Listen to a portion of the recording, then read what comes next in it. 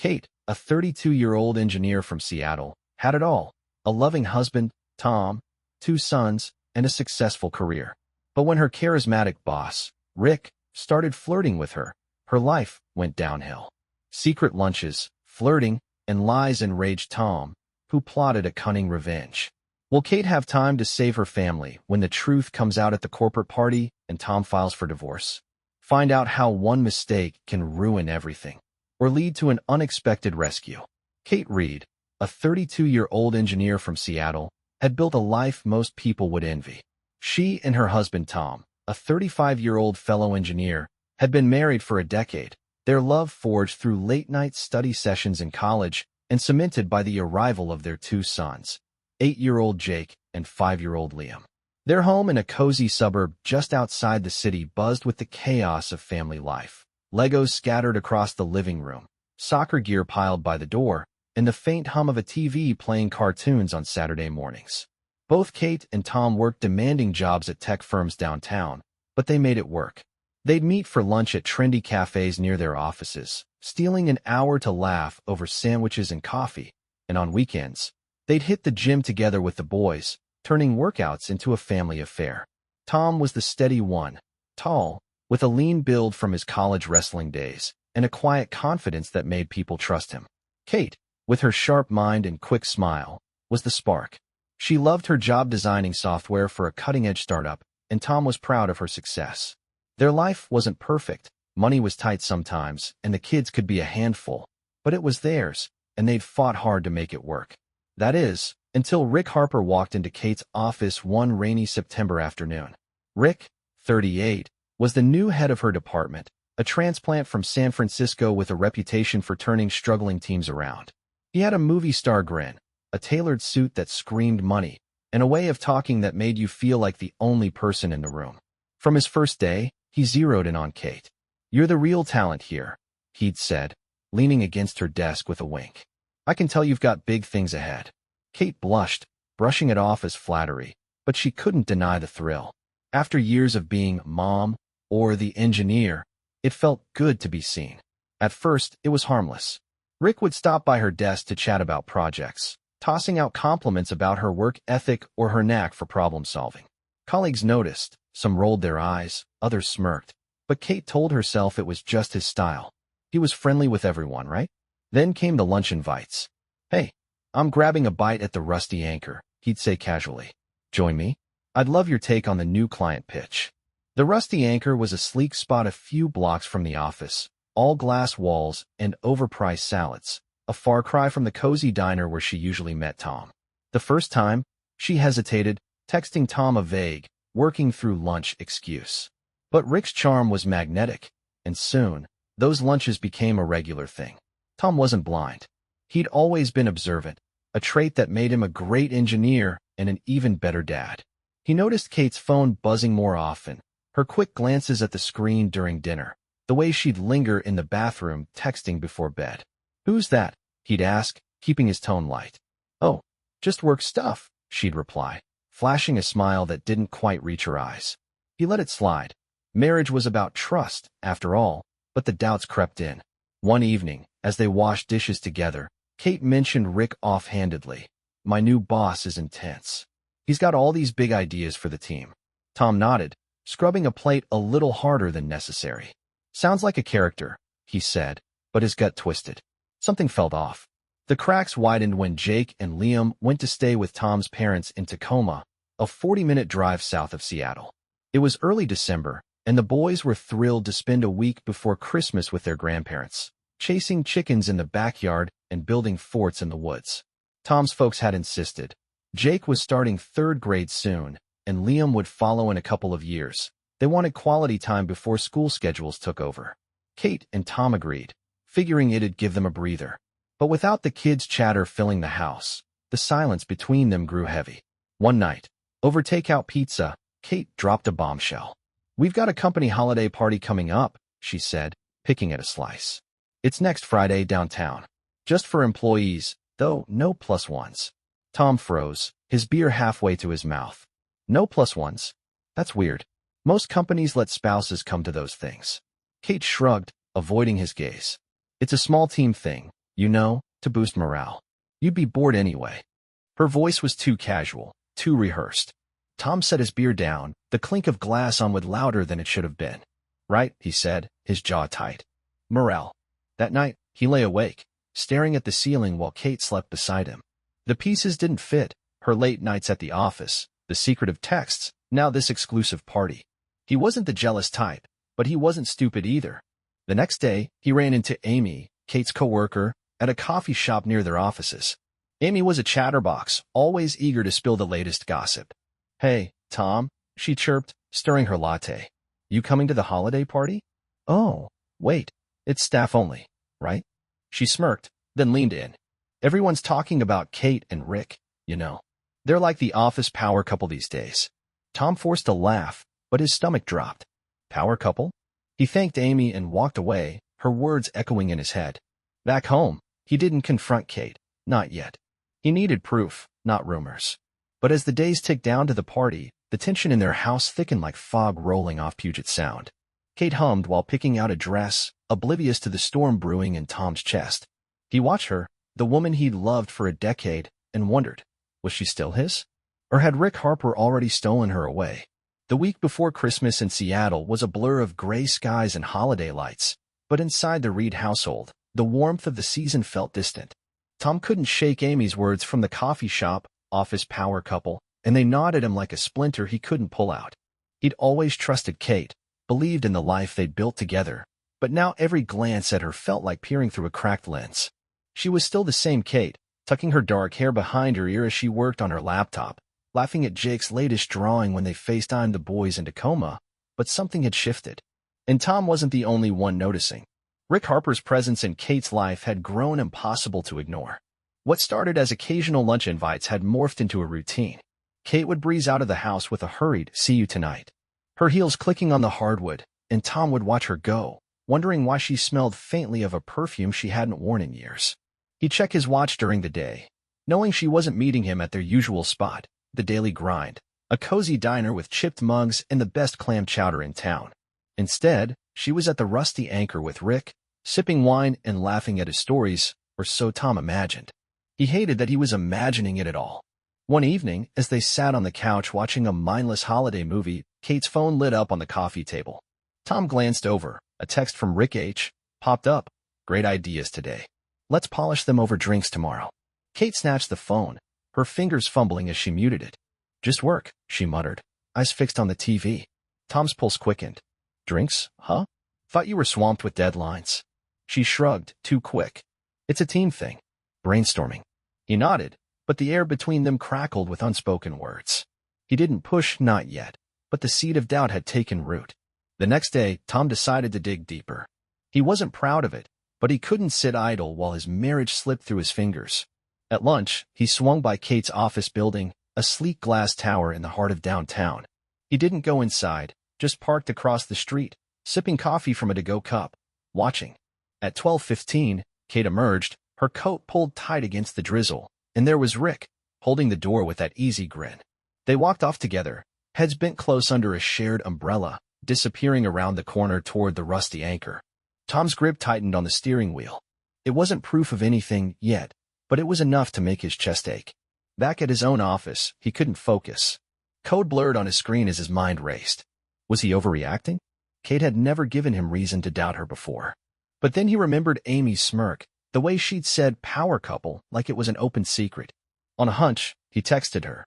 Hey, Amy, that holiday party, spouse is really not invited. Her reply came fast. Oh, they say it's staff only, but I heard Rick pushed for that role. Guess he likes the vibe solo. You should ask Kate about it. A winking emoji followed, and Tom's jaw clenched. Rick pushed for it? That changed things. By Wednesday, the tension was a live wire. Kate came home late, her cheeks flushed from the cold, or maybe something else. Long meeting, she said, kicking off her boots. Tom didn't look up from his book. With Rick. She paused, then nodded. Yeah, he's got this big pitch coming up. Needed my input. Tom turned a page he hadn't read. Funny how he always needs your input. Kate's eyes narrowed. What's that supposed to mean? He met her gaze, steady and cold. Just wondering why your boss can't brainstorm without you glued to his side. She huffed, tossing her bag on the counter. You're being ridiculous, Tom. It's work. But her voice wavered, and she stormed off to the bedroom, leaving him with the echo of her denial. Thursday brought a new twist. Tom's phone buzzed during a meeting, a call from his mom in Tacoma. "Hey, honey," she said, her voice bright. "The boys are loving it here, but Jake mentioned something odd. Said Kate told him she's got a work friend who's really funny. Kept going on about him. Everything okay up there?" Tom's stomach sank. Even Jake had picked up on it? "We're fine, Mom," he lied, forcing a smile into his tone. "Just busy. Tell the boys I'll call tonight." He hung up, staring at the wall. Kate was spinning her web wider than he'd thought, and now it was tangling their kids. That night, over a tense dinner of reheated lasagna, Kate dropped the party line again. "So, tomorrow's the big night," she said, poking at her food. "Should be fun. I'll crash at Amy's after. Don't want to drive home late." Tom's fork stilled. "Amy's? That's new. Why not just come home?" She shrugged, avoiding his eyes. "It's easier. She lives closer to downtown." He leaned back, arms crossed. "Right. And this staff-only thing, Rick's idea, I hear?" Kate froze, her fork halfway to her mouth. "Who told you that?" "Does it matter?" He shot back. "What's going on, Kate? You barely look at me anymore, and now you're ditching me for some party I'm not allowed at." Her face hardened. "It's not about you, Tom. I just need a night to unwind. You're making this a thing when it's not." But it was a thing.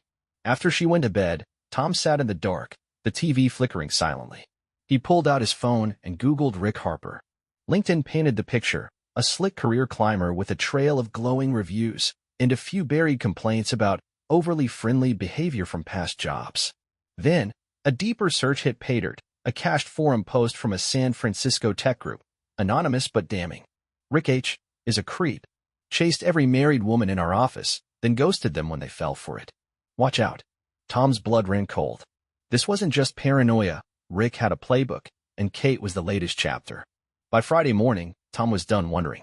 He called in sick, kissed Kate goodbye as she left for work, her smile brittle, and drove straight to a law office downtown. "I need advice," he told the attorney, a sharp-eyed woman named Clara. "My wife's involved with someone. I want to know my options." Clara listened, jotting notes. "Divorce is straightforward," she said. "If there's infidelity, it strengthens your case, custody, assets, all of it. Got proof?" Tom shook his head. "Not yet. Just a gut feeling and some gossip." She nodded. "Start gathering what you can. Texts, witnesses. We'll build from there." He left with a plan forming, his resolve hardening. Kate's night to unwind was about to unravel everything. Friday morning in Seattle dawned cold and damp, the kind of day that begged for a blanket and a coffee pot on repeat. But for Tom Reed, there was no comfort to be found. After dropping Kate off at her office with a stiff, "Have fun tonight," he drove aimlessly through the city, the attorney's words looping in his head. If there's infidelity, it strengthens your case. He didn't have proof, not the smoking gun kind Clara wanted, but the pieces were piling up like debris after a storm. Rick's texts, Kate's evasions, Amy's gossip, even Jake's innocent chatter about her funny work friend. It was enough to convince Tom that his marriage was teetering on a cliff, and he wasn't about to let it fall without a fight. Back home, the silence was deafening without Jake and Liam's laughter. Tom paced the living room, eyes darting to the Christmas tree they decorated as a family just 2 weeks ago, lights twinkling, ornaments dangling, a star atop it all that Kate had picked out. It mocked him now, a relic of a happiness he wasn't sure they'd reclaim. He sank onto the couch, pulling out his phone to reread Rick's LinkedIn profile, the forum post, anything to fuel his resolve. Then he saw it, a new photo on Kate's Instagram, posted an hour ago, her at her desk, smiling, with Rick leaning over her shoulder, pointing at a laptop. Caption: "Crunch time before the party. Teamwork makes the dream work." The likes were rolling in from her coworkers, but Tom's stomach churned. Teamwork? More like a public flirt fest. That was the tipping point. Tom grabbed his keys and headed back to Clara's office. "I want to move forward," he told her, voice steady despite the tremor in his hands. "Divorce. Infidelity is the cause." Clara raised an eyebrow, pen poised over her notepad. "You've got evidence now?" "Not hard proof," he admitted, "but enough to start. She's at a staff-only party tonight, her boss's idea, and she's staying at a friend's after." "I don't buy it." Clara nodded, unfazed. "Okay. We'll draft the petition. If she's cheating, we can amend it later with specifics, texts, witnesses, whatever you dig up." "What about the kids?" Tom swallowed hard. They're with my parents in Tacoma. I want custody, at least primary. She's too distracted for them right now. Clara scribbled, then slid a fee sheet across the desk. Pay the filing fee today, and I'll have it ready by Monday. You sure about this? Tom met her gaze. I'm sure. By noon, he'd paid the fee and left with a draft in hand, a legal grenade he'd lob when the time was right. But first, he needed to clear his head. He drove to Tacoma, the 40-minute trip a blur of highway and regret. His parents' house, a squat ranch style nestled among pines, greeted him with the smell of cinnamon and the sound of his boys chasing each other in the backyard. Dad! Jake yelled, barreling into him, Liam hot on his heels. Tom hugged them tight, their warmth a lifeline. His mom, Ellen, watched from the porch, her gray hair pulled back, eyes sharp. You look like hell, she said as he stepped inside. What's wrong? He hesitated, then spilled it. Rick, the party, the divorce papers. Ellen's face darkened. She's throwing away a good man for some slick-talking nobody? Take the boys and stay here tonight. Let her stew. Tom agreed. After dinner, meatloaf and mashed potatoes, comfort food that didn't quite fill the hole in his chest, he sat with his dad, Paul, by the fireplace. You're doing the right thing, Paul said, poking the logs. If she's stepping out, you don't owe her a second chance unless she earns it. Tom nodded, but the weight of it crushed him. He didn't want to be right. He wanted Kate back, the old Kate, not the stranger who lied to his face. As the boys slept, he pinned a letter on his mom's stationery, words pouring out like blood from a wound. Kate, I saw the photo with Rick. I know what's happening. I'm done being the fool. The kids stay with me for now. Divorce papers are ready. Talk to my lawyer. You chose this. He sealed it with his wedding ring, a final cut to the ties he'd once cherished. Saturday morning, he drove back to Seattle, the letter and ring on the passenger seat. Kate's car was gone, probably still at Amy's, or worse. He left the note on the kitchen counter, then packed a bag and the boys' favorite toys from the house. He wasn't staying in a home that felt like a lie. His phone buzzed as he loaded the car. Kate. Hey, party was great. Heading to Amy's soon. You okay? The casual tone stung. He didn't reply. Instead, he called Amy, voice tight. Kate with you yet? Amy paused, then, not yet. She's still out. Said she'd be here by noon. Tom's gut twisted. Noon? The party ended hours ago. Thanks, he said, hanging up. He knew Amy was covering, but he didn't need her confirmation. Kate was with Rick, he felt it in his bones. Back in Tacoma, he threw himself into distraction, helping Jake build a Lego spaceship, chasing Liam around the yard. But his mind raced. What was Kate doing right now? Laughing with Rick in some hotel bar? Or worse, tangled in sheets somewhere? The images burned, and he hated himself for letting them in.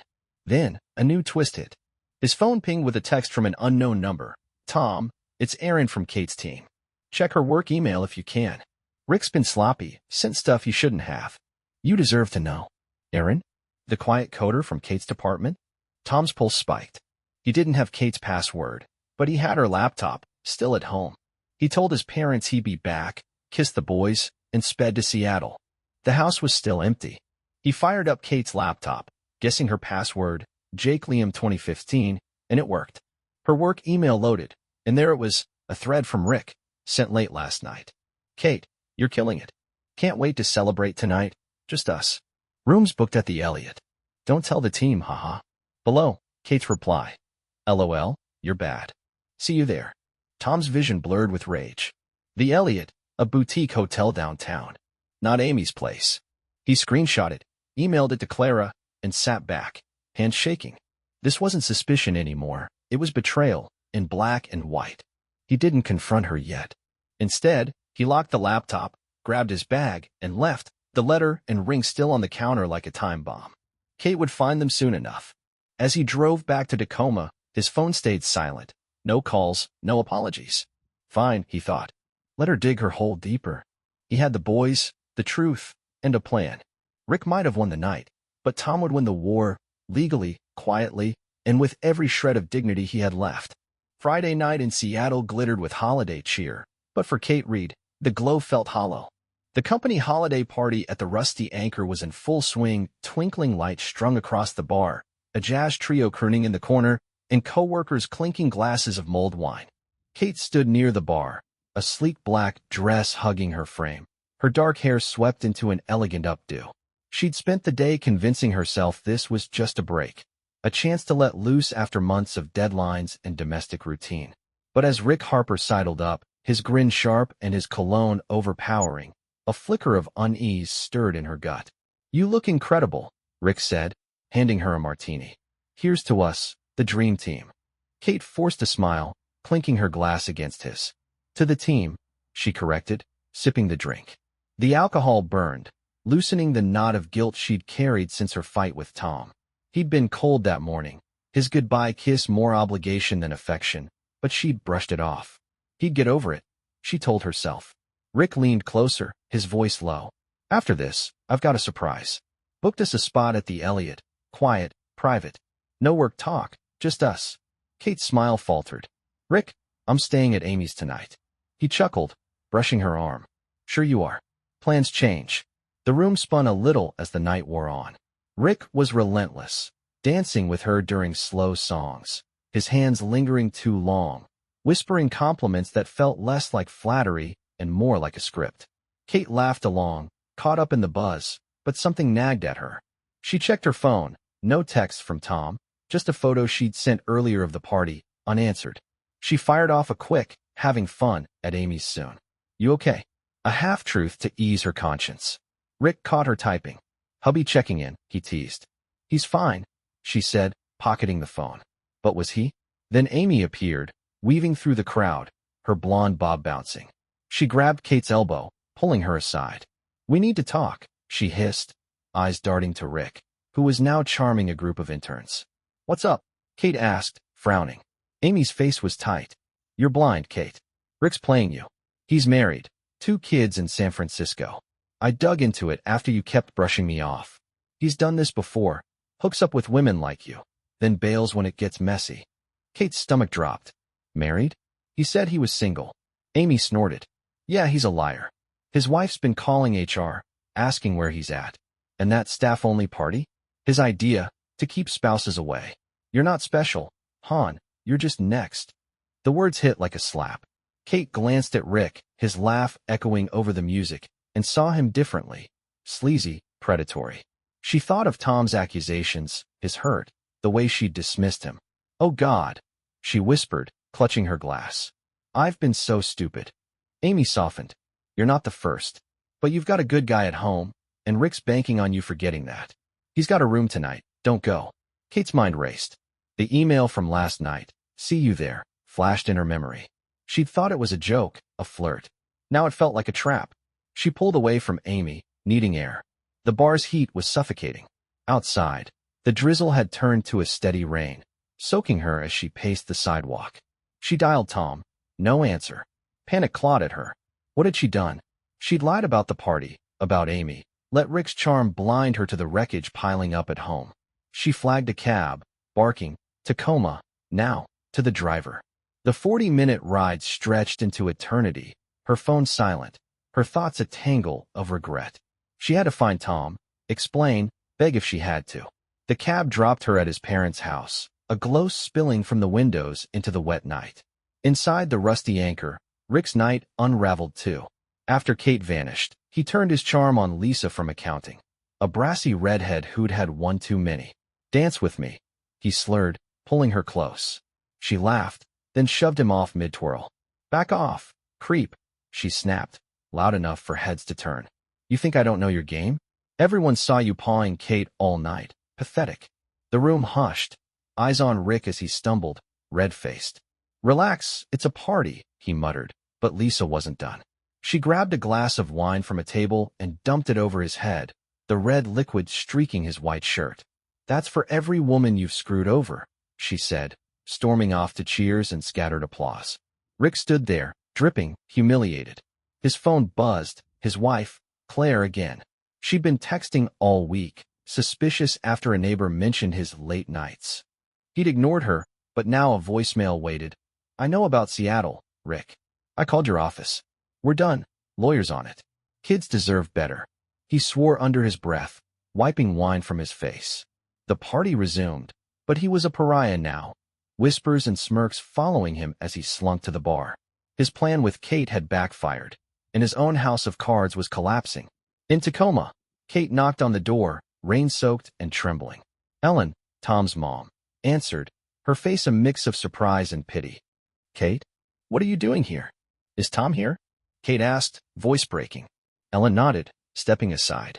Tom sat in the living room, a Lego spaceship half-built beside him, the boys asleep upstairs. He looked up, eyes hard.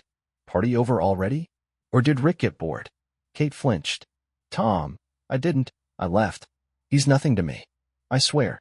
He stood, arms crossed. Found your note. She rushed on, tears spilling.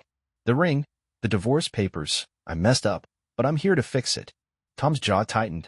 Fix it? You think words undo this? She sank onto the couch, hands shaking. Amy told me everything. Rick's married. A liar. I was an idiot, flattered by him, but it was never more than that. I didn't go to his hotel. I came here. Tom stared, searching her face. I saw the email, Kate. See you there. You expect me to believe nothing happened? She nodded, desperate. Nothing did. I stopped it. Please, Tom, the boys, us, I can't lose you. He didn't move, his silence a wall. Ellen hovered in the doorway, then slipped away, leaving them to the wreckage. Outside, the rain pounded, mirroring the storm in Kate's chest. Rick's downfall was her wake-up call, but had she acted too late? Tom held her fate, and their families, in his hands, and the clock was ticking toward a choice neither could undo. The living room in Tom's parents' Tacoma home was a quiet battlefield, the only sounds the crackle of the fireplace and the distant patter of rain against the windows. Kate sat on the edge of the couch, her soaked dress clinging to her, her eyes red from tears and the sting of her own mistakes. Tom stood across from her, arms still crossed, his face a mask of hurt and disbelief. The Lego spaceship Jake had been building lay scattered on the coffee table, a fragile reminder of the family they'd both sworn to protect. Upstairs, the boys slept, oblivious to the storm tearing through their parents' world. I'm so sorry, Tom, Kate said, her voice trembling but steady. I let Rick get in my head, his attention, his flattery. It felt good, and I didn't see what it was doing to us. But I didn't sleep with him. I didn't even stay for his surprise. I left the second Amy told me the truth. Tom's eyes narrowed, searching hers for a lie. The truth, he repeated, voice low. You mean the part where he's a married creep who's been playing you for months? Or the part where you lied to me, about the party, about Amy, about everything? Kate winced, nodding. All of it. I was wrong. I thought I could handle it, keep it separate, but I was naive. I hurt you, and I'll regret it forever.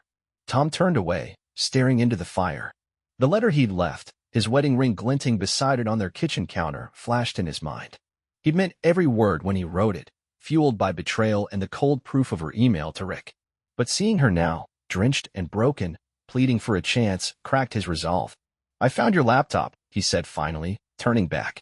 That email, see you there. You wrote it, Kate. What am I supposed to think? She swallowed hard. I was caught up in the moment, joking back. It was stupid, reckless. I see that now.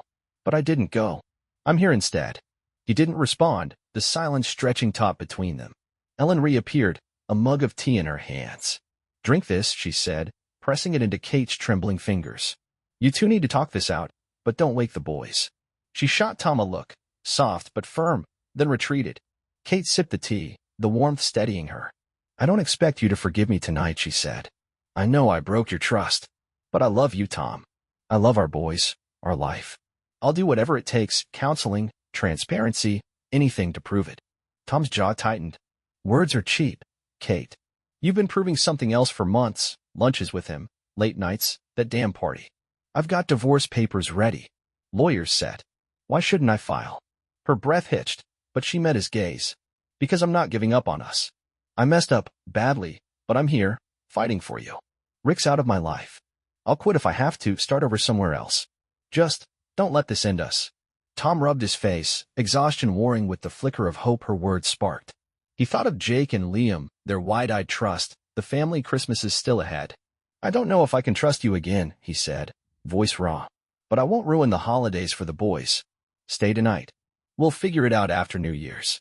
It wasn't forgiveness, not yet, but it was a lifeline. Kate nodded, tears spilling anew. Thank you, she whispered.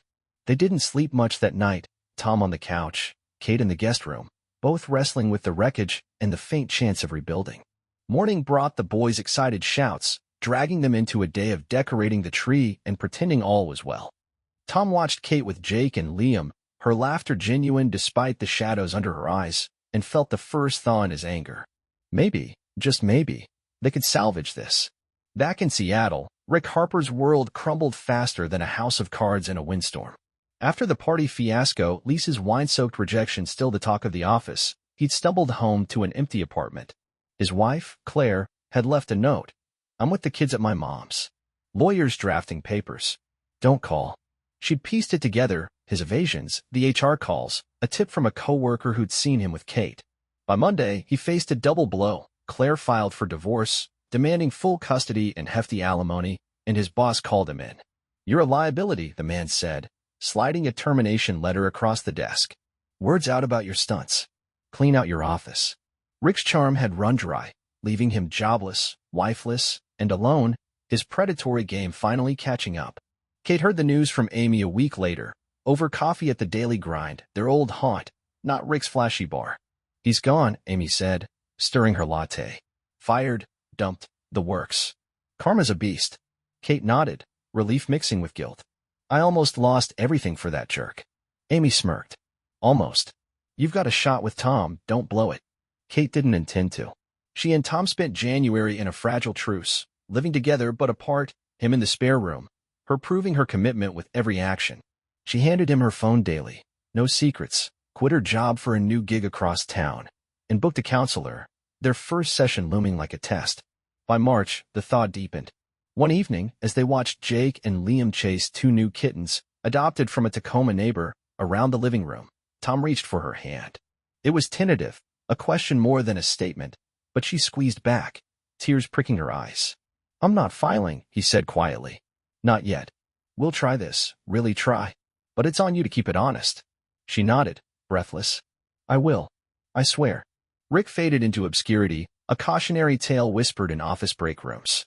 Kate and Tom rebuilt, brick by slow brick, trust fragile but growing, rooted in her remorse and his reluctant grace. The boys never knew how close they'd come to losing it all, and as spring bloomed, the Reeds stood together, scarred but whole. Kate had danced with disaster and walked away. Rick had played his hand and lost everything. In the end, truth won, and love, battered but stubborn, held on.